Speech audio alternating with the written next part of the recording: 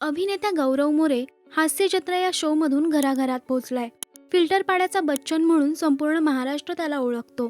सध्या गौरव हास्यजत्रेसोबतच आणखी एका हिंदी रियालिटी शो मध्ये काम करतोय. गौरव एक कलाकार म्हणून जितका लोकांना आवडतो तितकाच एक माणूस म्हणूनही तो लोकांना आवडतो. गौरवच्या मनमोकळ्या स्वभावाचं आणि त्याच्या प्रामाणिकपणाचं कायमच कौतुक होतं. मुलाखतींमध्ये तो त्याच्या आयुष्याबद्दल, अनुभवांबद्दल अगदी प्रामाणिक उत्तरं देतो.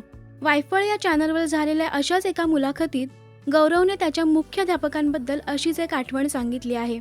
शाळेत असताना गौरवला एकदा मुख्याध्यापकांनी बोलावले होते. हा प्रसंग सांगताना गौरव म्हणाला, त्यावेळी मुख्याध्यापकांनी बोलावले म्हणून मी शॉक झालो. कारण आम्हाला एकच सर नाही मारायचे, अनेक सर मारायचे. एकदा एकच धडा मी पाठ केलेला, स्मशानातील सोनं. सरांनी विचारलं, काय वाचलं तुम्ही? स्मशानातील सोनं.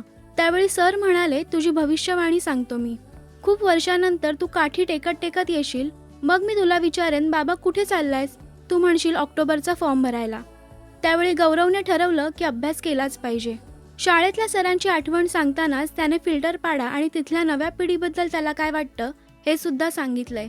गौरव म्हणाला, आपण इथून बाहेर पडलो, आपल्याला संधी मिळाली, तशीच संधी येणाऱ्या पिढीला सुद्धा मिळाली पाहिजे. मी नेहमी पोरांना सांगतो, माझ्यापेक्षा मोठे व्हा. त्या मातीने, त्या जमिनीने आपल्याला दिलं यार, काय आपण नाव ठेवायचं त्याला? ते नसतंच तर कुठे काम केलं असतं तुम्ही? असं गौरव या मुलाखतीत म्हणालाय. तुम्हाला गौरव मोरेचं काम आवडतं का? आम्हाला कमेंट्समध्ये नक्की सांगा. मराठी सिनेविश्वातील बातम्या, अपडेट्स आणि गॉसिपसाठी सबस्क्राईब करा राजश्री मराठी.